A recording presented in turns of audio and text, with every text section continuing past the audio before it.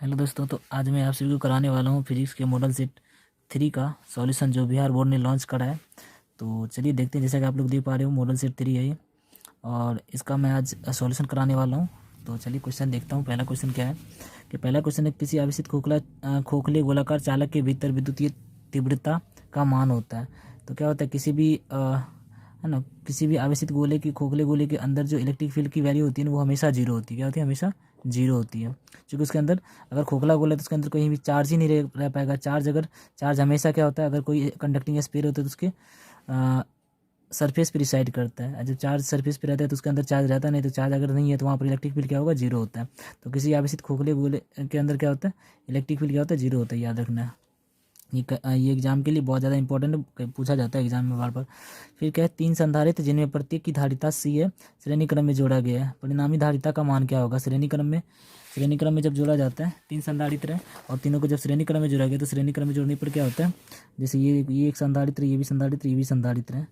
3 संधारित्र तीनों की धारिता अगर सेम है तो इसका इक्विवेलेंट अगर हम निकालते हैं तो इसका इक्विवेलेंट निकालने के लिए एक फॉर्मूला होता है, equivalent equal to C by N. आप ये कर सकते हो, या 1/c इक्विवेलेंट इक्वल टू ऐसे निकालना पड़ता है, 1/c1 plus 1/c2 plus 1/c3। आप इससे भी निकाल सकते हो, C1 की जगह भी C, C2 की जगह भी C, C3 की जगह भी C रख सकते हो। या अगर तीनों इक्वल होता है तो इक्वल के लिए आप ये वाला लगा दो, C/n। तो C/n की जगह कितनी बार रिपीट हुआ है? 3 बार। तो C इक्विवेलेंट कितना हो जाएगा? C/3। तो इसका आंसर हो जाएगा C/3। तो इसका क्या हो जाएगा? C number. फिर तीसरा क्वेश्चन है, तीसरा जो क्वेश्चन है, कह रहे कि दो सेलों को जिनके विद्युत वाहक बल E1 और E2 तथा आंतरिक प्रतिरोध R1 और R2 है समांतर क्रम में जोड़ा गया है, तो कह रहे इसका समतुल विद्युत वाहक बल कितना होगा? तो इसका एक फॉर्मूला होता है कि जब भी दो सेल को पैरेलल में जोड़ा जाता है तो उसका जो इक्विवेलेंट EMF होता है वो होता है E1/R1 plus E2/R2 upon 1/R1 plus 1/R2। आप इसको सॉल्व करो तो इसको सॉल्व करने पे आपका आएगा, R2 इधर मल्टीप्लाई हो जाएगा तो E1/R2 plus E2/R1 divided by R1 into R2, और यहाँ पे एलसीएम लोगे तो आप R1 इंटू R2 हो जाएगा, और R1 इधर हो जाएगा R2, इधर हो जाएगा R1, तो ये हो जाएगा R1 प्लस R2। तो यहाँ भी R1 R2 और यहाँ भी R2 दोनों कैंसिल हो जाएगा। आंसर आएगा E1/R2 plus E2/R1 bye R1 plus R2। तो कौन सा ऑप्शन है? E1/R2 plus E2/R1 bye R1 plus R2। तो इसका ऑप्शन हो जाएगा बी नंबर। आंसर वैसे इसमें दिया ए गलत है। ठीक है। चौथा क्वेश्चन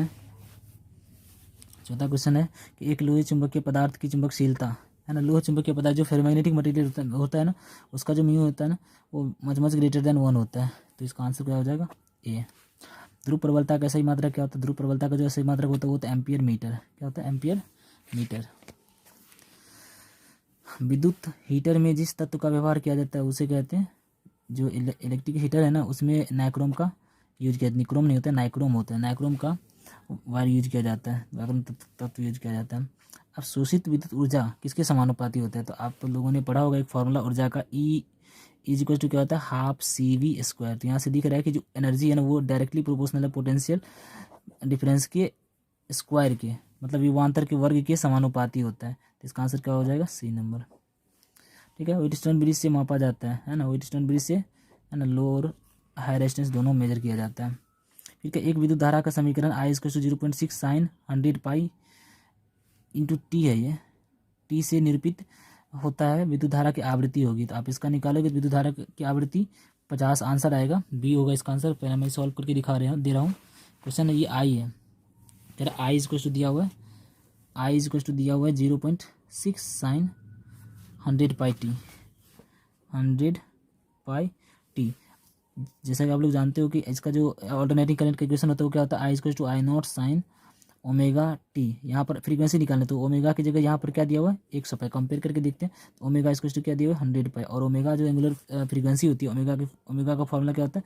ओमेगा = 2πf। 2πf = क्या हो गया? 100 पाई। यहाँ से देखो पाई से पाई कैंसिल हो जाएगा, f = कितना हो जाएगा? 100/2 कितना हो जाएगा? 50। तो इसका आंसर क्या हो जाएगा? 50 हर्ट्ज। तो इसका आंसर क्या था? 50, यानी कि बी नंबर का आंसर होगा। प्रतिघात है ना, प्रतिघात का जो मात्रक होता है वो क्या होता है? ओम होता है। रिएक्टेंस, प्रतिघात या प्रतिबाधा, दोनों का मात्रक क्या होता है? ओम होता है, चाहे इम्पीडेंस हो चाहे प्रतिघात हो। ठीक है। ये प्रतिघात जो आपका हो जाएगा, इसमें यूज होता है XL और XC है ना, दोनों को बोलते हैं, तो दोनों का मात्रक ओम ही होता है। शीर्ष धारा और वर्गमूल धारा IRMS में क्या संबंध है? तो IRMS का फॉर्मूला होता है IRMS इक्वल टू I0/√2। ये जो पीक करंट होता है, अब यहाँ पर कौन सा रिलेशन है, तो यहाँ से I0 इक्वल टू क्या हो जाएगा IRMS इंटू √2, तो इसका आंसर हो जाएगा ए नंबर। ठीक है। एक निकट दृष्टिकोण से ग्रसित व्यक्ति स्पष्ट देखने के लिए व्यवहार करते हैं। निकट दृष्टि से अगर ग्रसित होता है तो उसको अवतल लेंस की जरूरत पड़ती है ना। अगर दूर दृष्टि होगा तो उत्तल लेंस। ठीक है। अगर इसमें बेलनाकार वाला होगा, है ना, ये तो बेलनाकार वाला जो होता है उसमें क्या होता है, एस्टिग्मेटिज्म का होता है। तो ये था। अब नेक्स्ट क्या है, 13 नंबर का जो क्वेश्चन है, कह रहा है कि कांच से हवा में प्रवेश करते समय प्रकाश का क्रांति कोण सबसे कम होता है, किसका। तो जैसा कि आप लोगों को फॉर्मूला पता होगा, क्रांति कोण का साइन सी जो है वो क्या होता है, फॉर्मूला होता है साइन सी इक्वल टू 1/μ, यानी कि, और क्या दिया है, क्रांति कोण सबसे कम किसका होगा, तो जिसका म्यू सबसे ज़्यादा होगा उसका क्रांति कोण कम होगा। और म्यू जो होता है वो इनवर्सली प्रोपोर्शनल होता है किसका, 1/λ का, यानी जिसका तरंग दैर्घ्य यानी कि वेवलेंथ, जिसका वेवलेंथ ज़्यादा होगा उसका म्यू कम होगा, और जिसका म्यू कम होगा उसका साइन सी ज़्यादा होगा। तो इसमें कह रहे हैं कि सबसे कम निकालना है, तो सबसे ज़्यादा जिसका लैम्डा होगा उसका सबसे ज़्यादा म्यू होगा। तो सबसे ज़्यादा लैम्डा किसका होता है, सबसे ज़्यादा लैम्डा होता है तो ये सबसे ज़्यादा करना है। म्यू सबसे ज़्यादा करोगे तब जाकर के क्रांति कोण क्या होगा, सबसे कम होगा। तो म्यू सबसे ज़्यादा करने के लिए लैम्डा का मान सबसे कम होना चाहिए। तो सबसे लैम्डा का मान सबसे कम किसका होता है, वायलेट का, बैंगनी कलर का। और बैंगनी कलर का अगर अपवर्तनांक सबसे ज़्यादा है, अपवर्तनांक सबसे ज़्यादा है, तो उसका क्रांति कोण क्या होगा, सबसे कम होगा। तो इसका आंसर हो जाएगा डी नंबर। ठीक है। अब नेक्स्ट है, एक पतले प्रिज्म जिसका अपवर्तनांक म्यू है का न्यूनतम विचलन। तो न्यूनतम विचलन का फॉर्मूला ही होता है delta minimum is equal to mu -1 into A. तो इसका आंसर हो जाएगा आपका बी नंबर। ठीक है। प्रकाश के अनुप्रस्थ तरंग की प्रकृति का पुष्टि कौन करता है, पोलराइजेशन, है ना, वही तो ट्रांसवर्स नेचर का यूज की पुष्टि का मतलब इलेक्ट्रोमैग्नेटिक वेव के लिए करता है। फिर है इसमें 16 नंबर में कह रहा है कि एक लेंस का नव्यांतर हवा में 20 सेंटीमीटर है, इसका नव्यांतर एक माध्यम जिसका अपवर्तनांक 1.5 है हो जाता है। तो इसका जो आंसर होगा ये 16 नंबर का, इसमें क्या एक फार्मूला करके, एक लेंस जिसका नव्यांतर मतलब फोकस दूरी जो है हवा में कितना है, 20 सेंटीमीटर एयर में, और उसके बाद इसका नव्यांतर एक माध्यम में जिसका अपवर्तनांक 1.5 है, उसका अगर 1.5 है तब कह रहे हैं कि उसका कितना हो जाएगा। ठीक है। तो इसका जो आंसर होगा वो तो जाएगा डी, लेकिन यहाँ पर मैं बता रहा हूँ कैसे होगा। तो आप लोग को फार्मूला पता होगा लेंस मेकर फार्मूला कि क्या होता है, 1/f is equal to μ2/μ1 -1 into 1/r1 -1/r2। ठीक है। ये फार्मूला होता है। अब क्वेश्चन में देख लो आप लोग क्या कह रहा है। क्वेश्चन में कह रहा है कि एक लेंस म्यू इज 1.5 का नव्यांतर हवा में 20 सेंटीमीटर है, इसका नव्यांतर, अब उसी को क्या किया, उसी लेंस को माध्यम में डाल दिया है, तो उसका नव्यांतर कितना होगा। तो हवा के लिए निकालना है, तो हवा के लिए तो क्या हो जाएगा 1/f इज इक्वल टू μ2/μ1, है ना, इसका अपवर्तनांक हवा के लिए तो μ2/μ1 है। तो μ2 का मान है यहाँ पर देखो μ2 1.5 का नव्यांतर हवा में, तो μ2 हो गया कितना 1.5, और हवा के लिए तो हवा के लिए क्या होता है 1 होता है, तो 1 -1। ठीक है। और ये तो वही रहेगा 1/r1 -1/r2। अब माध्यम के लिए अगर हम निकालेंगे, ये एयर के लिए, अब माध्यम के लिए निकालेंगे तो 1/f इक्वल टू क्या होगा, अब माध्यम का अपवर्तनांक कह रहे हैं, इसका अपवर्तनांक इसका नव्यांतर इस एक माध्यम में जिसका अपवर्तनांक 1.5 हो जाता है। अब इसमें क्या है कि 1.5 हो जाता है, तो अब इसका 1.5 दिया हुआ है। ठीक है। अब एयर का नहीं पता है, मतलब इसमें ये कह रहे हैं कि एक लेंस का नव्यांतर हवा में इतना है, और इसका कह रहे इसका नव्यांतर एक माध्यम में जिसका अपवर्तनांक कितना दिया 1.5 है हो जाता है। तो इसका फोकल लेंथ निकालना है। अगर किसी माध्यम का जिसका दिया है तो 1.5 तो है ही इसका पहले से, और इसमें कह रहे कि 1.5 अगर हो जाता है तो कितना -1 यहाँ पर हो जाएगा, और यहाँ हो जाएगा 1/r1 -1/r2। देखो इसमें था पहले कि म्यू की वैल्यू दी हुई थी हवा में, तो μ2 ये है, ये होता है माध्यम का अपवर्तनांक, ये होता है हवा का अपवर्तनांक।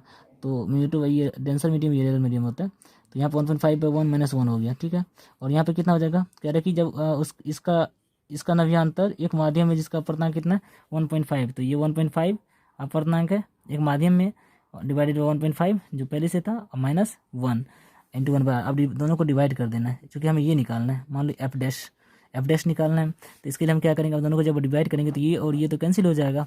अब यहाँ पर जो भी बचेगा, यहाँ कितना है 1.5 बचेगा, और यहाँ पे कितना हो जाएगा 0, तो 1/0 कितना हो जाएगा अब इसमें क्या हो जाएगा, ये उल्टा कर देना, ये हमें निकालना है, तो ये उलट जाएगा, तो ये क्या हो जाएगा 1/0 इन्फिनिटी हो जाएगा, तो एफ की वैल्यू क्या आ जाएगी इन्फिनिटी। तो यहाँ पर इसका आंसर क्या हो जाएगा डी नंबर। फिर है विद्युत चुंबकीय तरंग के संचरण की दिशा, ये तो कई बार रिपीट हुआ, ए क्रॉस बी के समांतर होता है। चुंबकीय क्षेत्र तथा विद्युत क्षेत्र के अनुपात का मात्रक होता है, एक रिलेशन होता है। उस पिछले चैप्टर में, मतलब जो पिछला मॉडल सेट मैंने कराया था दूसरा, तो उसमें भी मैंने बताया था E/B जो होता है वो होता है सी की इक्वल। E/B क्या होता है सी की इक्वल। यहाँ पर किसका कह रहा है B/E का, तो हम इसको उल्टा लिख सकते हैं, B/E इक्वल टू क्या हो जाएगा 1/c, और c क्या होता है स्पीड ऑफ लाइट, और इसका यूनिट क्या होता है मीटर पर सेकंड, तो सेकंड ऊपर जाएगा और मीटर नीचे रहेगा, तो सेकंड पर सेकंड मीटर इनवर्स, तो इसका आंसर कौन सा होगा second metre inverse, C B number है इसका, सेकंड मीटर इनवर्स, ये नहीं होगा, ठीक है, ए नंबर नहीं होगा। उत्सर्जित फोटो इलेक्ट्रॉन की ऊर्जा निर्भर करती है ना, जो फोटो इलेक्ट्रॉन है ना, जो फोटो इलेक्ट्रॉन जो ये फोटो इलेक्ट्रिक इफेक्ट होता है जिसमें धातु के सरफेस से इलेक्ट्रॉन निकलता है, वो डिपेंड करता है इस पे, इसके वेवलेंथ पे, प्रकाश के तरंग दैर्ध्य पर। कह रहे इनमें कौन आवेश रहित है, तो आवेश रहित जो होता है ना वो क्या होता है फोटोन होता है, ठीक है, अल्फा कण बीटा कण नहीं होता है। फिर नेक्स्ट क्या है,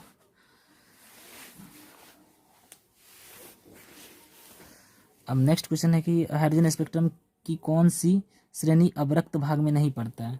तो आप लोग को मैंने पिछले मॉडल से जब करवा रहा था उसमें मैंने बताया था कि लायमन श्रेणी जो होता है, लायमन सीरीज, वो किस में आता है, वो आता है अल्ट्रावायलेट मतलब पराबैंगनी में आता है, और बार्मर सीरीज जो होता है वो आता है विजिबल रेज में, और बाकी इधर जितना भी आता है सब इंफ्रारेड, शॉर्ट और लॉन्ग इंफ्रारेड में आता है। तो यानी कि ये जो लायमन श्रेणी है ना, ये किस में पड़ता है, ये पड़ता है उसमें पराबैंगनी में, तो यहाँ पर तो आएगा नहीं, तो ये आंसर होगा। बाकी ये तीनों किस में पड़ता है अवरक्त भाग में, है ना, इंफ्रारेड रीजन में। अब कह रहे हैं हाइड्रोजन परमाणु के प्रथम बोर कक्षा में इलेक्ट्रॉन की ऊर्जा 13.6 है, इसकी दूसरी का बोर कक्षा में इलेक्ट्रॉन की ऊर्जा कितनी होती है। तो एक फार्मूला होता है एनर्जी का, है ना, एनर्जी लेवल का, E इक्वल टू माइनस का 13.6 इंटू Z²/n², वो भी हाइड्रोजन का कह रहा है। तो हाइड्रोजन के लिए दूसरी कक्षा की बात करी जा रही है, तो Z होता है एटॉमिक नंबर, तो हाइड्रोजन के लिए Z की वैल्यू 1, और सेकंड शेल है यानी कि दूसरी कक्षा है, तो n की वैल्यू कितनी हो जाएगी 2, और यहाँ पर 2 जब रखोगे तो ये आ जाएगा माइनस का 13.6, ये हो जाएगा ऊपर में 1 इंटू 2 2 4, कितना हो जाएगा, कैंसिल करोगे तो आपका आएगा आंसर यहाँ पर माइनस का 3.4 इलेक्ट्रॉन वोल्ट, ठीक है। तो इसमें कौन सा आंसर होगा 3.4 इलेक्ट्रॉन वोल्ट माइनस का, तो ये हो जाएगा 22 का ए, ठीक है। तो इस नंबर में क्या है, जितने समय में किसी रेडियो एक्टिव पदार्थ की राशि अपने प्रारंभिक परिमाण की आधी हो जाती है उसे कहते हैं अर्धायु काल, हाफ लाइफ बोलते हैं जो प्रारंभिक सांद्रण के आधी अगर हो जाता है ना प्रारंभिक परिमाण का। तो बीटा कितने विक्षेपित होती है, बीटा कितनी जो होती है ना वो चुंबकीय और विद्युत क्षेत्र दोनों में क्या होगा विक्षेपित होता है, दोनों में डिफ्लेक्ट करता है ये। फिर नेक्स्ट क्वेश्चन क्या है, नेक्स्ट क्वेश्चन है आपका एन टाइप का जर्मेनियम प्राप्त करने के लिए जर्मेनियम में मिलाया गया अवद्रव होना चाहिए। अब अगर एन टाइप देखो होता है क्या, एन टाइप का मतलब होता है एन में number of holes, number of electrons की अधिकता होती है ना, मेजॉरिटी जो होती है वो नंबर ऑफ इलेक्ट्रॉन्स की, नंबर ऑफ इलेक्ट्रॉन तभी होगा एन टाइप में जब आप पेंटावैलेंट को मिक्स कराओगे, और पी टाइप पे ट्राईवैलेंट मिक्स कराते हैं, तो पेंटावैलेंट मतलब पंचसनी हो जाएगा, तो इसका आंसर हो जाएगा, इसका आंसर कौन सा होगा, तो पंचसंयोजक मतलब ये हो जाएगा सी नंबर 25 का, ठीक है। 26 नंबर में क्या है, देखो 26 नंबर में क्या है कि 26 में क्वेश्चन है कि डायोड का उपयोग करते हैं, जो डायोड का यूज किया जाता है वो रेक्टिफायर की तरह यूज करते हैं। रेक्टिफायर क्या होता है, रेक्टिफायर एक डिवाइस होता है जो एसी को डीसी में कन्वर्ट करता है, ठीक है। इसमें भी 2 rectifier, half wave rectifier, full wave rectifier होता है, मैंने पिछले भी मॉडल सेट में बताया था। नैंड गेट के लिए बुलियन व्यंजक पिछले मॉडल सेट में भी था, नैंड गेट के लिए एंड गेट का होता है y equal to A dot B, और नैंड लग गया तो एंड और नॉट मिल करके बनता है, तो यहाँ पर लगा देना है बार, तो y equal to A dot bar, मतलब ये हो जाएगा इसका answer y equal to A dot B bar, 27 का ए। 28 में कह रहे कि पृथ्वी के किसी स्थान पर एक टीवी प्रेषण टावर की ऊंचाई कितना 245 मीटर है, जितनी अधिकतम दूरी तक टावर का प्रसारण पहुंचेगा वह है। तो इसके लिए जो फार्मूला निकलता है डिस्टेंस का डी इक्वल टू, वो रिलेशन होता है 2RH, आर क्या होती है radius of the earth, radius of the earth कितना 6400 किलोमीटर होता है ना। तो आप इसको जब सॉल्व करोगे 2R की वैल्यू होती है 6400 किलोमीटर है, तो इसको 10⁻³ मीटर में बदल लेते हैं, और एज हाइट कितनी है 245, ठीक है। आप जब इसको सॉल्व करोगे तो इसको सॉल्व करने के पश्चात जो इसका आंसर आएगा वो आएगा 60 किलोमीटर, 56 किलोमीटर, कितना आएगा 56 किलोमीटर, तो इसका आंसर हो जाएगा सी नंबर, ठीक है। निर्वात में विद्युतीय पराविद्युतांक का मान कितना होता है, जो एप्सिलॉन नॉट होता है ना उसकी वैल्यू होती है 8.85 × 10⁻⁻12 फैराड मीटर इनवर्स। इसका आंसर हो जाएगा कौन सा? 29 का सी नंबर। 30 नंबर में क्या कह रहा है? 30 नंबर में विद्युतीय बल क्षेत्र का मात्रक होता है ना। इलेक्ट्रिक फोर्स का जो यूनिट होता है क्या होता है? इलेक्ट्रिक फोर्स का तो आप लोगों को फॉर्मूला पता होगा, एफ इज टू क्या होता है? Q E. F is to क्या होता है? एफ इज टू फॉर्मूला होता है क्यू ई। ठीक है, अब यहाँ पर इसमें वोल्ट में दिया तो क्यू क्यू क्यू का क्या होता है? कूलम होता है ना। और इज होता है D V by D R, D V by D R. अब यहाँ से आप इससे ये निकाल सकते हैं, यहाँ पर देखो क्या क्या दिया है, विद्युत बल क्षेत्र दिया। अच्छा, इलेक्ट्रिक फील्ड का यूनिट निकालना है, तो इलेक्ट्रिक फील्ड का अगर निकालना है ना, तो एक पूरा स्पष्ट नहीं, विद्युत बल क्षेत्र दिया, इलेक्ट्रिक फील्ड का कह रहा है, तो विद्युत क्षेत्र का अगर निकालना तो इज टू फार्मूला होता है, एक रिलेशन होता है is to D V by D R. D V मतलब वोल्ट, पोटेंशियल है, इसका हो जाएगा वोल्ट, डी आर डिस्टेंस है तो मीटर, तो इसका क्या हो जाएगा यूनिट? वोल्ट पर मीटर है ना, वोल्ट मीटर इनवर्स। तो इसका यूनिट कौन सा है? Volt metre inverse, B number हो जाएगा। सिंपल है। यहाँ पर विद्युत बल क्षेत्र दे दिया है, ऐसे लैंग्वेज भी थोड़ा सही नहीं लिखा जा रहा है। ठीक है, फिर देखो विद्युत परिपथ के किसी बिंदु पर धाराओं का बीजगणितीय योग क्या होता है? शून्य होता है। सभी धाराओं का, किरचॉफ का पहला नियम है ना, किसी एक बिंदु पर मिलने वाली सभी धाराओं का बीजगणितीय योग क्या होता है? 0 होता है। तो इसका जो आंसर हो जाएगा वो हो जाएगा सी नंबर, 31 नंबर का। फिर 32 में क्या है? सेल का विद्युत वाहक बल मापा जाता है। तो सेल का विद्युत वाहक बल किससे मापा जाता है? विभव मापी से। ये पिछले फर्स्ट मॉडल सेट में भी आया हुआ है। विद्युत परिपथ की शक्ति होती है, तो कई बार पूछते रहते हैं ना। पी इज टू क्या होता है? आप यहाँ से निकालोगे तो वी क्या हो जाएगा? वी स्क्वायर पर आर, चूँकि फॉर्मूला होता है पी इज टू वी आई है ना, पावर का। और यहाँ से आप निकालोगे तो आई की जगह वी बाई आर रख सकते हो, तो कितना हो जाएगा? V square by R. ये भी फार्मूला, ये भी फार्मूला है ना। और एक फार्मूला होता है, आप इसको आई की जगह वी की जगह आई आर रख दो तो हो जाएगा आई स्क्वायर इंटू आर। तो यही इसमें से मिल रहा है।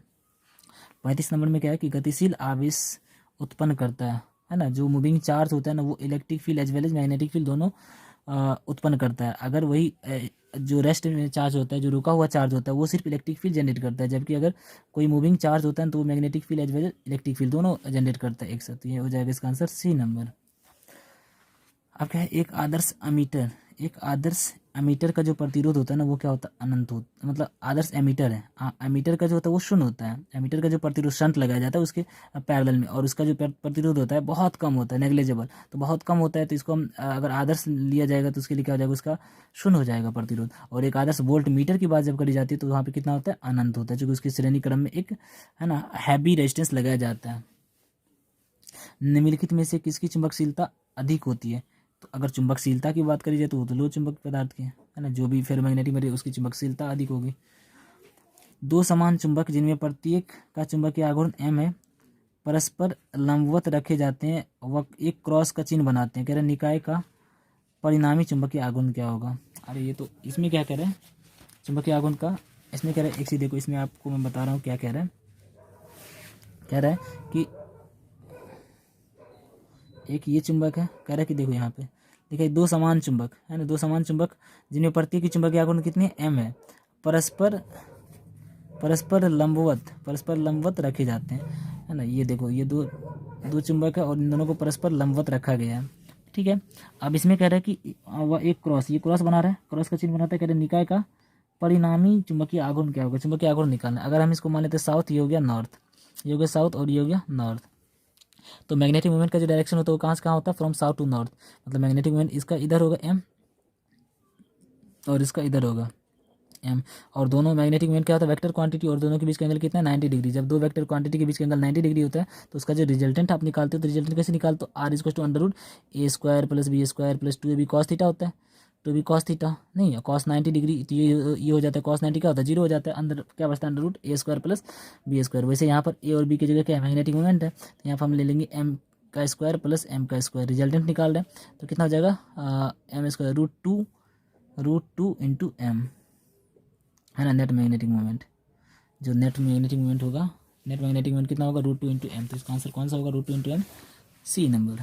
तो इसका आंसर क्या हो गया? Root two into M. ठीक है, 40 नंबर में क्वेश्चन कह रहे हैं कि निम्नलिखित में से कौन सा नियम ऊर्जा संरक्षण के नियम पर आधारित है? तो ऊर्जा संरक्षण के नियम पे आपको पता है लेंज नियम। लेंज का नियम क्या कहता है कि वो जिस कारण से उत्पन्न होता है, विद्युत धारा की दिशा ऐसी होनी चाहिए कि जो जिस कारण से पैदा होता है उसी का क्या करे? विरोध करता है। लेंज का नियम ही होता है। चुंबकीय फ्लक्स का मात्रक जानते हो आप लोग क्या होता है? वेबर। चुंबकीय फ्लक्स का मात्रक क्या होता है? वेबर। ट्रांसफार्मर का क्रोड बनाने के लिए सबसे उपयुक्त पदार्थ निम्नलिखित में से कौन है? तो ट्रांसफार्मर के लिए कौन सा सबसे ज़्यादा उपयुक्त होता है? तो होता है मुलायम इस्पात, सॉफ्ट आयरन कोड होता है, सॉफ्ट आयरन होता है, तो ये मुलायम वही है, सॉफ्ट आयरन। निम्नलिखित में कौन सदिश राशि है? तो निम्नलिखित में सदिश राशि है उसमें देख लो, विभव तो क्या अदिश राशि है, विद्युत आवेश भी अदिश राशि है, विद्युत क्षेत्र की तीव्रता इलेक्ट्रिक फील्ड इंटेंसिटी क्या है? सदिश राशि है। समविभव पृष्ठ पर एक इलेक्ट्रॉन को एक बिंदु से दूसरे बिंदु तक विस्थापित करने में किया गया कार्य क्या होता है? जीरो होता है। पिछले मॉडल सेट में मैंने कराया था कि अगर समविभव पृष्ठ है तो उस पर आवेश को एक जगह से दूसरी जगह ले जाने के लिए कोई कार्य नहीं करना पड़ता है। ठीक है, अब नेक्स्ट क्या है देखो, नेक्स्ट क्वेश्चन है कि एक इलेक्ट्रॉन तथा एक प्रोटॉन एक दूसरे के समीप आ रहे हैं, इसे निकाय का स्थिति ऊर्जा क्या होगा? सिंपल है, अगर एक प्लस एक माइनस है तो दोनों ऐसे ही अट्रैक्ट हो रहा है, तो उसमें स्थिति ऊर्जा क्या है? उसमें क्या होगा, जब दोनों अट्रैक्ट हो रहा है एंड तो उसमें उतना ज़्यादा वर्क नहीं करना पड़ा, जितना ज़्यादा हमें वर्क करना पड़ता है एक्सटर्नल वर्क, वही पोटेंशियल एनर्जी होती है ना, in the form of potential energy के रूप में स्टोर होता है। जितना ज़्यादा हम एक्स्ट्रा वर्क उस पर करते हैं, यहाँ पर एक्सटर्नल वर्क उतना ज़्यादा होगा नहीं, चूंकि प्लस माइनस है दोनों आपस आ रहे हैं, तो क्या उसमें ज़्यादा वर्क वो तो अट्रैक्ट कर ही रहा है, तो इसका मतलब यहाँ पर क्या होगा, स्थितिज ऊर्जा क्या होगा, घटेगा। अगर वही रहता कि अगर दो इलेक्ट्रॉन है या दो नेगेटिव चार्ज है, उसको अगर हम दूर ले जा रहे हैं है ना, नहीं उसको पास ला रहे हैं, नेगेटिव नेगेटिव रिपेल कर, अगर हम उसको पास ला रहे हैं तो उसमें क्या करना पड़ेगा, हमें वर्क करना पड़ेगा, तो उसका पोटेंशियल एनर्जी क्या होगा, उसकी पोटेंशियल एनर्जी बढ़ेगी फिर। ठीक है, तो क्या विरामावस्था से 100 वोल्ट विभवांतर पर एक इलेक्ट्रॉन तथा एक अल्फा कण को त्वरित करने पर इनके संवेगों का अनुपात होगा, है ना। अब कह रहे विरामावस्था से 100 वोल्ट, है ना, कह रहे 100 वोल्ट विभवांतर पर एक इलेक्ट्रॉन तथा एक अल्फा कण को त्वरित करने पर इनके संवेगों का जो अनुपात होगा वो कितना होगा, ये निकालना है। तो देखो मैं इसका बता दे रहा हूँ, इसमें क्या है, इलेक्ट्रॉन के संवेग के लिए एक फार्मूला होता है,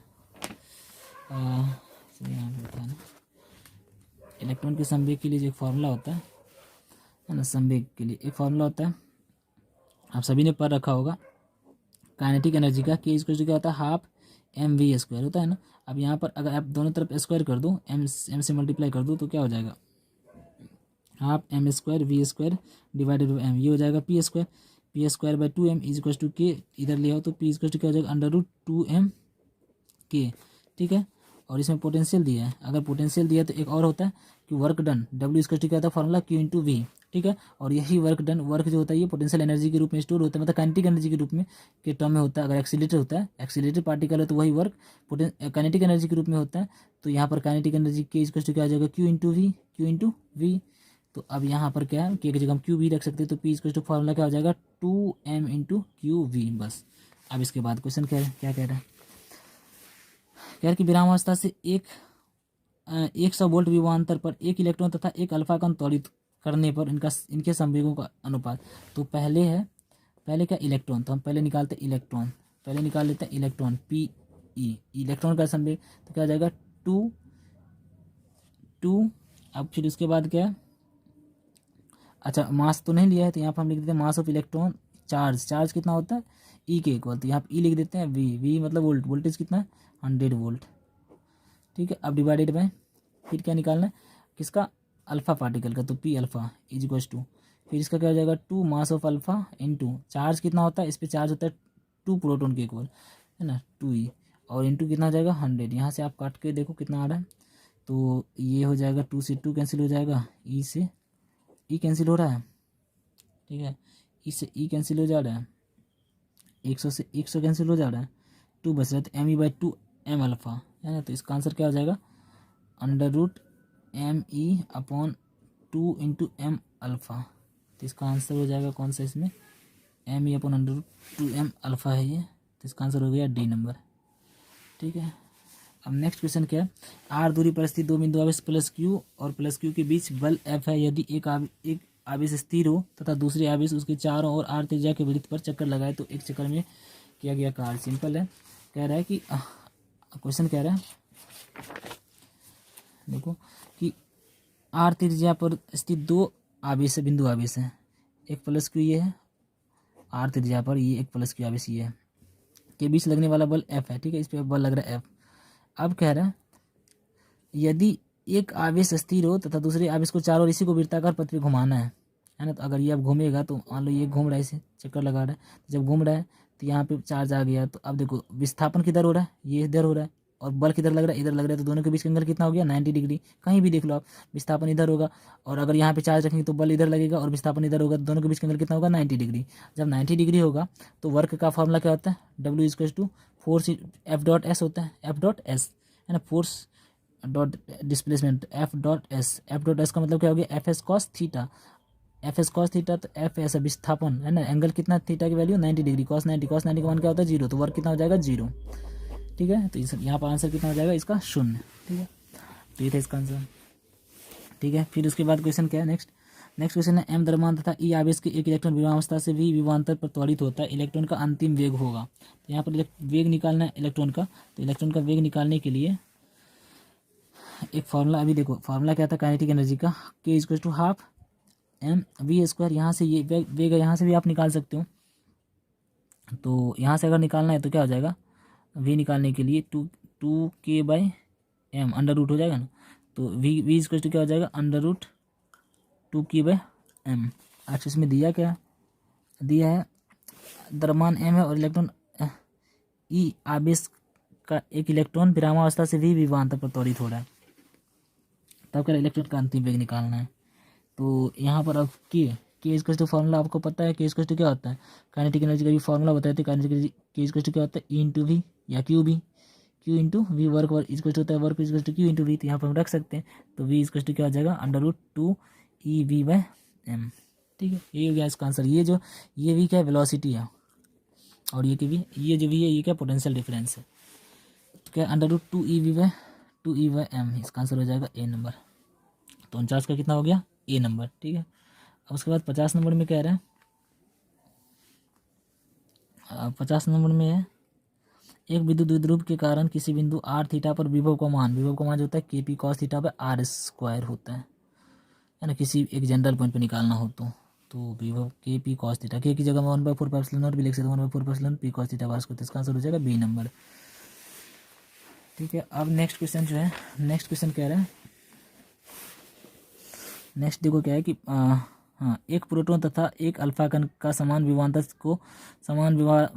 से त्वरित किए जाते हैं तथा P एंड E अल्फा क्रमशः उनकी गतिज ऊर्जा है और VP और VA क्या उनके वेग है, तो रिलेशन निकालना है। तो इसमें क्या होगा, इसमें सिंपल सा निकालने के लिए हम क्या कर सकते हैं, इसमें कह रहा है, आप देखो इसमें क्या दिया है, कह रहा है कि अल्फा कण एक प्रोटॉन और अल्फा कण को समान विभवांतर, मतलब पोटेंशियल दोनों का क्या है, अल्फा कण का और प्रोटॉन का समान है। ठीक है, कह रहा है उसकी गतिज ऊर्जा को E1 और E2 रख दिया है। अभी मैंने बताया था कि वर्क जो होता है वही काइनेटिक एनर्जी के इक्वल होता है, और W = क्या होता है फार्मूला Q भी, तो हम यहाँ पर लिख सकते हैं W की जगह E1 है ना, E1 की जगह EP है, प्रोटॉन की एनर्जी काइनेटिक एनर्जी दिया हुआ, तो प्रोटॉन काइनेटिक एनर्जी कितना होगा Q × V, Q की जगह क्या हो जाएगा, प्रोटॉन पे जो चार्ज होता है वो इलेक्ट्रॉन के इक्वल होता है, तो E × V लिख सकते हैं यहाँ पे, और E × मतलब अल्फा का जो काइनेटिक एनर्जी E अल्फा कितना हो जाएगा, जो कि अल्फा है ना, अल्फा पार्टिकल पे जो चार्ज होता है ना प्रोटॉन का दोगुना होता है, तो यहाँ पर क्या हो जाएगा 2eV EP/E अल्फा। अब दोनों को अगर डिवाइड करना है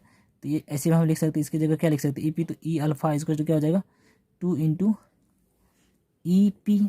ठीक है, तो इसमें रिलेशन है कोई ऐसा, यहाँ पर है नहीं, यहाँ पर ऐसा कुछ कोई रिलेशन नहीं है, तो इसको हम EP निकालेंगे तो क्या हो जाएगा EP = हो जाएगा 1/2 × E अल्फा, तो इसका ये ER है, तो ये ऐसा कहीं पे है, EP = 1/2 E अल्फा, ये तो हो गया। अब क्या निकालना है, वेग, तो अभी वेलोसिटी का फार्मूला मैंने बताया जस्ट यहीं पे है, V = फार्मूला क्या है √2eV/m। अगर हम यहाँ पे किसका निकाल लेते हैं, पहले प्रोटॉन का, तो प्रोटॉन में क्या है, प्रोटॉन का यहाँ पे 2 चार्ज तो एक ही रहता है, यहाँ E की इक्वल होता है चार्ज और इलेक्ट्रॉन की इक्वल होता है V पोटेंशियल डिफरेंस, और V M मास मास रख देते हैं इसे, M रख लेते हैं प्रोटॉन की जगह। अब अल्फा की जगह हम रखेंगे अल्फा के लिए, तो V अल्फा = क्या होगा 2E, इलेक्ट्रॉन पर जो ये अल्फा पार्टिकल पर जो मास होता है इलेक्ट्रॉन के डबल होता है, तो 2E × V। अब अल्फा पार्टिकल का जो मास होता है प्रोटॉन का 4 टाइम्स होता है, तो यहाँ पर हम लिख देंगे 4m, यहाँ से 2 2 जब 4 से 4 कैंसिल हो जा रहा है। अब यहाँ पर क्या बचा, अभी दोनों को अगर डिवाइड में करूँ यहाँ पर VP/V अल्फा, तो यहाँ से क्या आएगा, ये और ये कैंसिल हो जाएगा EV/, तो यहाँ बचेगा सिर्फ √2, यानी कि VP = √2 × V अल्फा, ऐसा कुछ है ऐसा ऑप्शन में, VP = √2 × V अल्फा, तो VP =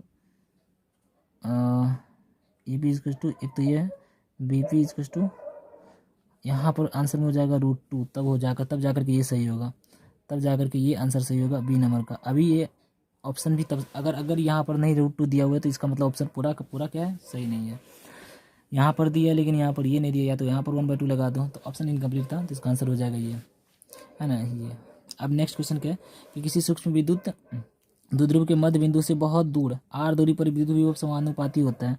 तो किसी सूक्ष्म विद्युत द्विध्रुव के मध्य बिंदु से बहुत दूर r दूरी पर विद्युत विभव समानुपाती होगा किसका?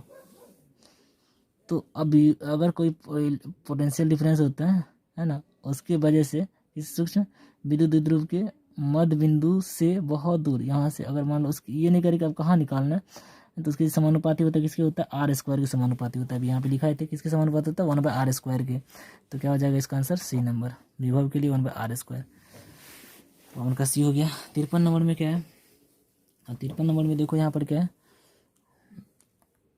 चुंबक द्विध्रुव आघूर्ण एक सदिश राशि है जो निर्दिष्ट करता है। तो मैग्नेटिक मोमेंट जो होता है कहाँ से कहाँ होता है, from south to north, from south to north. जैसे जो इलेक्ट्रिक फील्ड होता है ना, इलेक्ट्रिक फील्ड लाइन्स में, उसमें क्या होता है, फ्रॉम नेगेटिव टू मतलब पॉजिटिव टू नेगेटिव होता है। वैसे यहाँ पर क्या, जैसे इलेक्ट्रिक डायपोल मोमेंट, वहाँ पर इलेक्ट्रिक डायपोल मोमेंट में क्या होता है, from negative to positive. Electric dipole moment का डायरेक्शन होता है -q2 + q, मतलब p का डायरेक्शन डायपोल मोमेंट का, विद्युत द्विध्रुव आघूर्ण का। वैसे चुंबकीय द्विध्रुव आघूर्ण का डायरेक्शन कहाँ से कहाँ होता है, फ्रॉम साउथ टू नॉर्थ, दक्षिण से उत्तरी ध्रुव।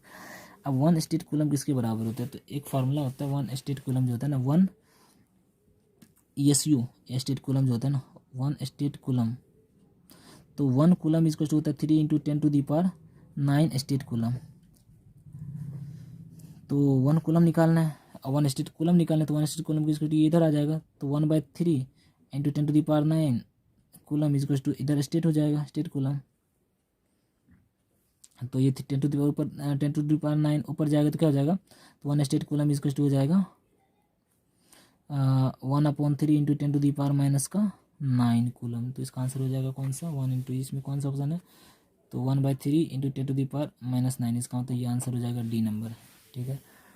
फिर उसके बाद क्वेश्चन क्या है, 55 नंबर, ई तीव्रता वाले समरूप विद्युत क्षेत्र में p द्विध्रुव आघूर्ण वाले एक विद्युत द्विध्रुव क्षेत्र की दिशा के लंबवत स्थित है। पहले क्या है, लंबवत है, फिर कह रहा है इसे इस स्थिति से 180 डिग्री घुमाने में किया गया कार्य। तो एक फार्मूला होता है पोटेंशियल एनर्जी का, U = PE × cos θ1 - cos θ2। तो पहले कह रहे हैं कि इनिशियली परपेंडिकुलर था, तो θ1 = 90 डिग्री, अब उसको कितना घुमाया जा रहा है, 180, तो θ2 = कितना हो जाएगा, 180 डिग्री। तो इसका आंसर कितना हो जाएगा तब, PE × cos 90, यहाँ पे रखोगे तो cos 90 क्या होता है 0, माइनस cos θ 180 रखोगे तो क्या हो जाएगा, -1, तो कितना जाएगा, +1। तो इसका आंसर हो जाएगा PE, U = P, तो U = P, इसका आंसर कौन सा है, ए नंबर, इसका आंसर हो जाएगा ए नंबर, ठीक है।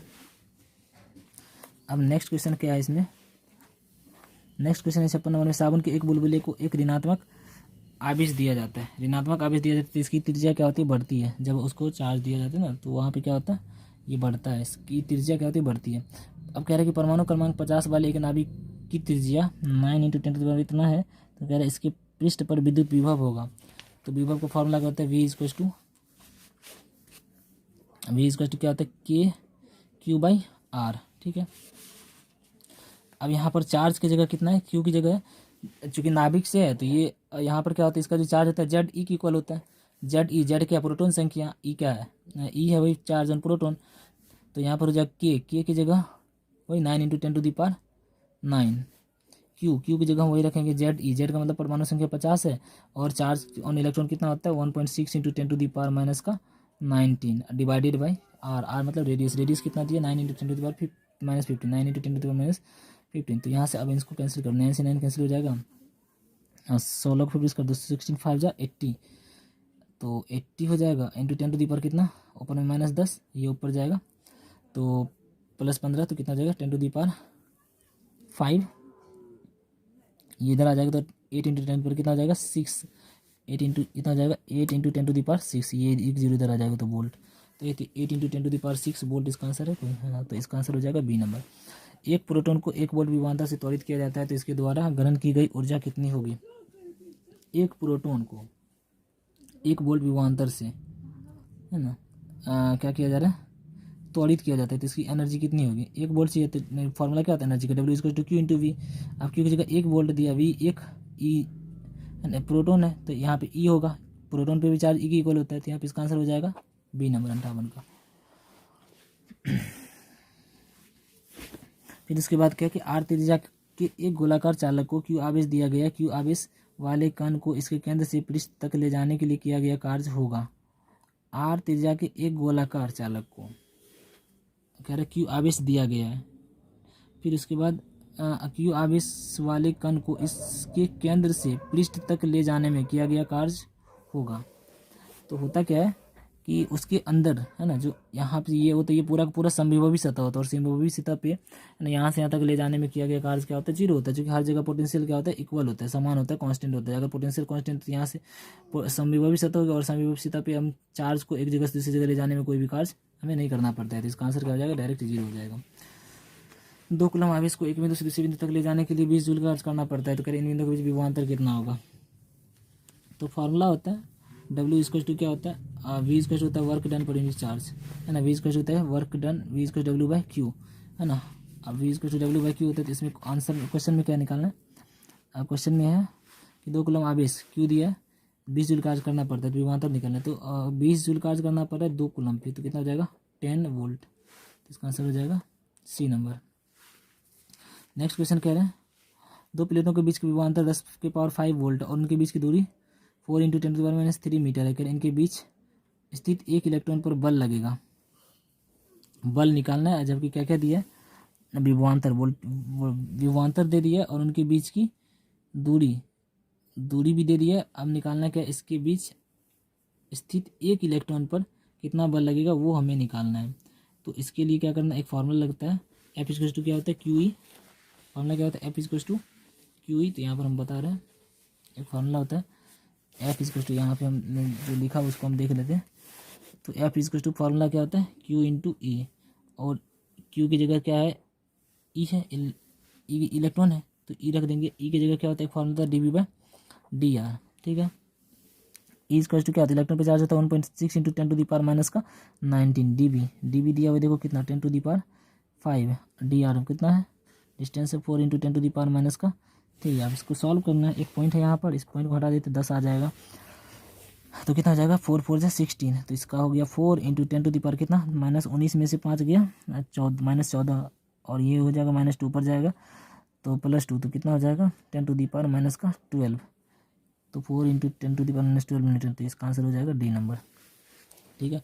फिर नेक्स्ट क्वेश्चन है कि एक समरूप विद्युत क्षेत्र की दिशा x अक्ष के धनात्मक दिशा के अनुदिश है, मूल बिंदु A है और x अक्ष पर x इक्वल टू +1 सेंटीमीटर के बिंदु तथा y अक्ष पर +1 इतना है, तो कह रहे अब एक देखो इसको पहले क्वेश्चन जो कह रहा है उसकी अकॉर्डिंग चलना है। क्वेश्चन कह रहे देखो एक समरूप विद्युत क्षेत्र की दिशा x अक्ष के धनात्मक दिशा के अनुदिश है, समरूप विद्युत क्षेत्र जो है ना x अक्ष के धनात्मक, तो इधर ये x अक्ष धनात्मक है, इधर इलेक्ट्रिक फील्ड की डायरेक्शन है।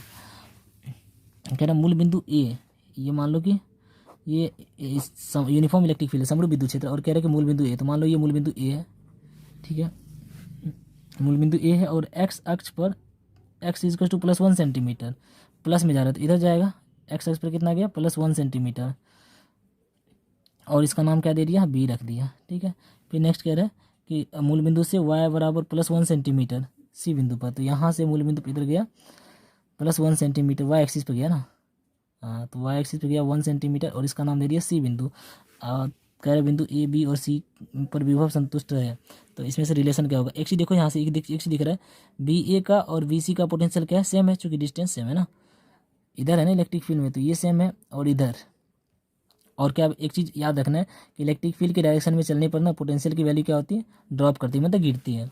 तो यहाँ से अगर यहाँ पर पोटेंशियल ज़्यादा है फिर कम होगा, घटते जाएगा, आगे इलेक्ट्रिक फील्ड के डायरेक्शन में चलने पोटेंशियल क्या होता है कम होते जाता है, यानी इसका पोटेंशियल इसके पोटेंशियल से क्या है ज़्यादा है, ए का पोटेंशियल बी के पोटेंशियल से ज़्यादा है, ठीक है। तो यहाँ पर ऑप्शन में है V is greater than VB, इसका आंसर हो जाएगा बी नंबर, ठीक है। तीसरे के बाद 64 नंबर में कह रहे हैं एक इलेक्ट्रॉन एक प्रोटॉन के चारों ओर आर त्रिज्या वाले वृत्तीय पथ पर घूम रहा है, एक चक्कर घूमने में किया गया कार्य, इस पर वही होगा क्योंकि एक सर्कुलर पाथ पे चल रहा है। तो W फोर्स क्या होता है, force equal to work into F dot S होता है। एफ डॉट एस यहाँ पे cos 90 हो जाएगा, तो यहाँ पे कितना हो जाएगा, शून्य हो जाएगा। फिर है किसी बिंदु आवेश को एक निश्चित दूरी पर विद्युत क्षेत्र 500 वोल्ट पर मीटर तथा विद्युत विभव 3000 वोल्ट है, या निश्चित दूरी निकालना है, डिस्टेंस निकालना है। इलेक्ट्रिक फील्ड दिया, वोल्ट पर मीटर क्या होता है, इलेक्ट्रिक फील्ड दिया, विद्युत क्षेत्र दिया और विभव दिया। तो एक फॉर्मूला होता है E = dV/dr, E = होता है dV/dr, हमें dr निकालना है, डिस्टेंस निकालते हैं, dr = क्या हो जाएगा, dV/E। अब देखो पोटेंशियल कितना है, 3000 वोल्ट, और E कितना है, विद्युत क्षेत्र कितना है, 500, तो 3000 डिवाइडेड बाई 500 कितना हो जाएगा, 2 0 2 6 5 6 30, तो 6 मीटर। तो इसका आंसर हो जाएगा 6 मीटर, ए नंबर। 66 नंबर में क्वेश्चन है कि 8 माइक्रोकूलम तथा 12 माइक्रोकूलम के दो बिंदु आवेश को वायु में 10 सेंटीमीटर की दूरी पर स्थित है, इन्हें 4 सेंटीमीटर खिसकाने में किया गया कार्य। तो ये इसका जो क्वेश्चन है ना, इसमें कह रहे हैं, देखो एक सिंपल 8 माइक्रोकूलम है और 12 माइक्रोकूलम है, और इसके बीच के डिस्टेंस 10 सेंटीमीटर। 10 सेंटीमीटर एक मीटर है, 10 सेंटीमीटर ही मानो। तो अब इसका जो इसकी जो एनर्जी होगी है ना, पोटेंशियल एनर्जी, ये कितना हो जाएगा, पोटेंशियल एनर्जी का फॉर्मूला तक के Q1 Q2/R। ठीक है, तो अब यहाँ पे यहाँ हो जाएगा, चलो के Q1 की जगह 8, Q2 की जगह 2, माइक्रोकूलम को बाद में रख देते 10 टू दी पावर कितना, 6 माइनस का 12 हो जाएगा, इंटू R1 की जगह हो जाएगा 10 into 10 to the power minus का 2, सेंटीमीटर को मीटर बदल दिया। ठीक है, अब फिर कह रहे इसको 10 से कितना कर दिया, 8 से इसमें कर दे रहा, इस क्वेश्चन में कह रहे कि 8 से इधर गया 4 सेंटीमीटर निकट खिसकाने में। अब 4 सेंटीमीटर जब निकट खिसका दिया तो इसका तब क्या होगा, तो 4 सेंटीमीटर निकट खिसकाने में क्या होगा इसका, तो पहले था 10 पे, अब यू इनिशियल, मतलब इनिशियल इतना था, प्रारंभ में इतना था, और फाइनल 4 पे 4 घट का खिसका दिया, तो 4 अगर खिसका दिया तो 4 खिसकाने पे इसका जो फाइनल पोटेंशियल एनर्जी होगा कितना होगा, के Q1 Q2, Q1 तो वही रहेगा, तो के की वैल्यू वही रहेगी, Q1 की जगह 8, Q2 की जगह 2, और वही 10 टू दी पावर 6 माइक्रो में तो 12, और R1 कितना हो गया 4 into 10 to the power minus का 2। तो कितना चेंजमेंट आया है ना, एनर्जी में कितना चेंज आया, फिर कितना कार्य करना पड़ा। तो कार्य करने के लिए इसमें हमें पहले इतना था, बाद में इतना किया, तो अब घटाना पड़ेगा वर्क डन। तो कितना हो जाएगा, चेंज इन पोटेंशियल एनर्जी हो जाएगा you final minus U initial, कुल कार्य निकालते हैं। तो फाइनल माइनस इनिशियल, फाइनल का है यही के की जगह 9 into 10 to the power 9 into 8, ये तो कॉमन आ जाएगा दोनों में, into 2 into 10 to the power minus 12, ये सब में कॉमन है, इधर बचेगा, और 10 टू दी नीचे 10 टू दी पावर माइनस का 2 भी कॉमन है, नीचे बचेगा 1/R1 माइनस 1/R2। तो मतलब फाइनल है, तो U final minus U initial, तो यू 1/R2 माइनस 1/R2 का मान कितना है 4 into 10 to the power minus का 2, और इस 10 to the power minus 2 common ले 1/4 माइनस 1/10, कितना हो जाएगा 10 माइनस 4 6 बाई कितना हो जाएगा 10 माइनस 4 6, 10 में से 4 गया 6/40, 3/20, इसका कितना हो जाएगा 3/20।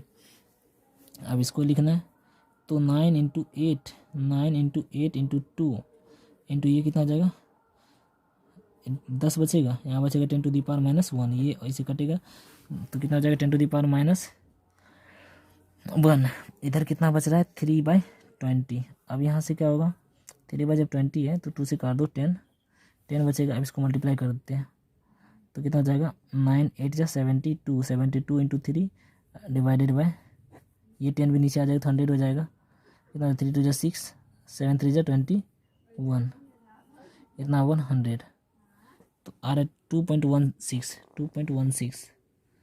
तो इसका जो आंसर होगा, कहीं पे गलत तो नहीं, कुछ छूट तो नहीं रहा है, 9/72 2 144, यहाँ पर है 982, 2 से हमने काट दिया 20 को, 10 × 40 कितना हो गया, ऊपर में था 6/40, तो 3/20 हो गया। यहाँ पर 9 8 इंटू 2 8 और 2 ही है ना, 8 इंटू 12 है, यहाँ पर 12 है, तो 2 से काटने पे यहाँ पर 6 आ जाएगा, जब 6 आएगा तो कितना हो जाएगा 9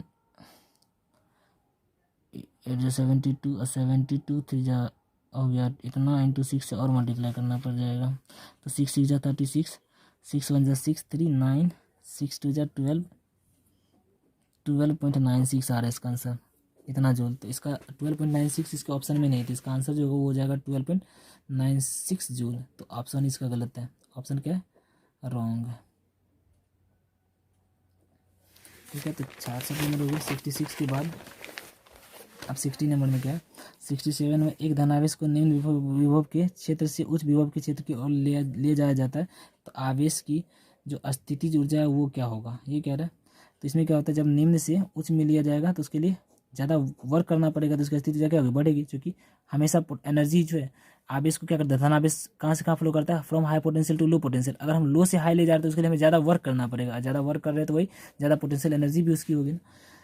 क्योंकि जो हम वर्क करते हैं वही पोटेंशियल एनर्जी के रूप में स्टोर होता है, तो जितना हम ज़्यादा वर्क करेंगे उतना ज़्यादा उसकी पोटेंशियल एनर्जी होगी। तो निम्न से हाई में ले जाने के लिए ज़्यादा वर्क करना पड़ेगा, इसलिए उसकी पोटेंशियल एनर्जी बढ़ेगी। एक इलेक्ट्रॉन को दूसरे इलेक्ट्रॉन की ओर ले जाने पर निकाय का तेज। अब बताओ, अब यहाँ पर दोनों नेगेटिव है, उसको एक दूसरे के पास ले जाने पे क्या करना, पास ले जाने के लिए हमें क्या करना होगा, ज़्यादा वर्क करना पड़ेगा। अब ज़्यादा वर्क करना होगा तो उसकी पोटेंशियल एनर्जी क्या होगी, बढ़ेगी ना। तो पोटेंशियल एनर्जी क्या होगी, बढ़ती है। ठीक है, अब 69 नंबर में कह रहा है कि एक्स अक्ष की दिशा में विद्युत क्षेत्र की तीव्रता ई है, यदि 0.2 कूलम के आवेश को क्षेत्र की दिशा में दिशा से 60 डिग्री कोण पर 2 मीटर विस्थापित करने पर 4 जूल कार्य करना पड़ता है, ई का मान कितना होगा, है ना। तो वर्क कितना करना पड़ा, W = 4 जूल। अब क्वेश्चन क्या है, क्वेश्चन दिया है कि आपका ये है कि इलेक्ट्रिक फील्ड से, है ना, एक फॉर्मूला होता है वर्क का, W क्या होता है, फोर्स F.S होता है। यहाँ से W क्या हो जाएगा, FS cos थीटा। अच्छा ठीक है, और F क्या होता है फॉर्मूला, F फॉर्मूला होता है Q × E। तो यहाँ पर हम रख सकते हैं F Q × E S cos theta. अब एक देखो यहाँ पर, अब डायरेक्ट निकल जाएगा। W कह रहा है कि एक्स अक्ष की दिशा में विद्युत क्षेत्र ई की तीव्रता है, यदि 0.2 कूलम के आवेश को क्षेत्र की दिशा से, पहले था क्षेत्र की दिशा से कितना किया, 60 डिग्री रोटेट करा करके 2 मीटर विस्थापित करा दिया, तो कितना कार्य करना पड़ा उसके लिए, 4 जूल। तो 4 चार्ज की वैल्यू कितनी है, चार्ज है 0.2 कूलम, इलेक्ट्रिक फील्ड नहीं मालूम, डिस्प्लेसमेंट कितना हुआ 2 मीटर, कॉस कितना है 60 डिग्री, कॉस 60 डिग्री वैल्यू कितनी है, तो 1/2। तो यहाँ से हो जाएगा 0.2 × E × 2 × 1/2, ये 2 से 2 कैंसिल हो जाएगा, 4, 0.2 इधर आएगा डिवाइड हो जाएगा, तो E कितना हो जाएगा, E हो जाएगा 4/0.2, 2 से पॉइंट उड़ा दे 40, 40/2 कितना हो जाएगा 20 है इसमें से 20 न्यूटन पर कूलम, तो इसका आंसर हो जाएगा 20 न्यूटन पर कूलम। ठीक है, किसी बिंदु XYZ पर विद्युत विभव V = 4x² वोल्ट करे, बिंदु 1 और 0 और 2 मीटर पर 1 मीटर 0 मीटर 2 मीटर पर विद्युत क्षेत्र की तीव्रता वोल्ट पर मीटर में होगा। सिंपल है, हमें रिलेशन पता है, we know that E = minus का कितना होता है, माइनस का dV/dr। यहाँ पे पोटेंशियल कितना दिया है, पोटेंशियल दिया है 4x², तो v की जगह हम रख सकते हैं माइनस का d/dx x। अच्छा r की जगह यहाँ पर x ले लेते चूँकि x दिया है, यहाँ पे कितना 4x², इसको डिफ्रेंशिएट कर देंगे तो कितना हो जाएगा 4 × 2 = 8x माइनस का 8x। ठीक है, अब यहाँ कोऑर्डिनेट दिया कितना 1 मीटर, x पे 1 मीटर, y पे 0 और 2 मीटर, है ना। XYZ पहले दिया है XYZ, तो पहले x 1 मीटर 0 और 2, तो पे 1 है, तो यहाँ पर हम रख देंगे माइनस का 8 × 1 कितना हो गया, माइनस का 8 वोल्ट, है ना। तो यहाँ पर कौन सा हो जाएगा इसका आंसर, 8 ऋणात्मक x अक्ष की अनुदिश, तो इसका आंसर हो जाएगा 8। ठीक है, धनात्मक नेगेटिव वाला है। तो ये था इसका, ये हमारा मॉडल सेट 3 का सॉल्यूशन था। ये 100% सब सही है। तो ये लेक्चर मैं यहीं पे समाप्त करता हूँ। तो चलिए नेक्स्ट लेक्चर में लेके आऊँगा जिसमें मैं बताऊँगा मॉडल सेट 3 का सॉल्यूशन। ये लेक्चर मैं यहीं पे समाप्त करता हूँ।